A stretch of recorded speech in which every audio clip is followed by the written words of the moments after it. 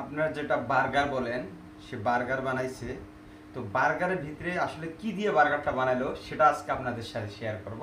ছোট্ট একটা ভিডিও। তো ভিডিওটা আপনারা শেষ পর্যন্ত দেখবেন। তো বিসমিল্লাহ।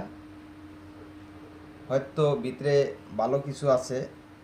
মাশাল্লাহ মাশাল্লাহ। ওয়াও, মুরগির মাংস দিয়ে বার্গার বানাইছে, অসাধারণ। দেখছেন, মুরগির মাংস দিয়ে বার্গারটা বানাইছে, তো অসাধারণ। তো আপনারা এরকম বাসায় বার্গার বানিয়ে খাবেন, অনেক স্বাদ পাবেন। আমি কিন্তু উম, এখন খেয়ে দেখবো। তো আসলে বার্গারটা কি হয়েছে, যে মাংস অসাধারণ মজা। বিশ্বের যদি আপনারা না করেন, একটু খাওয়া দেখতে পারেন, ট্রাই করতে পারেন। দেখছেন, অসাধারণ।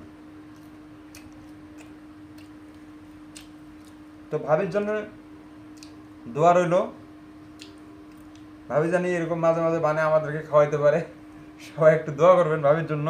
তো আমার পাশের রুমের ভাবি, তো আসলে ভাবির হাতের টুইটা আমার কাছে বার্গারটা অনেক ভালো লাগছে। ভাবি জানি এরকম মাঝে মাঝে বার্গার বানিয়ে আমাদেরকে খাওয়ায়। সবাই ভালো থাকবেন, সুস্থ থাকবেন, আল্লাহ হাফেজ।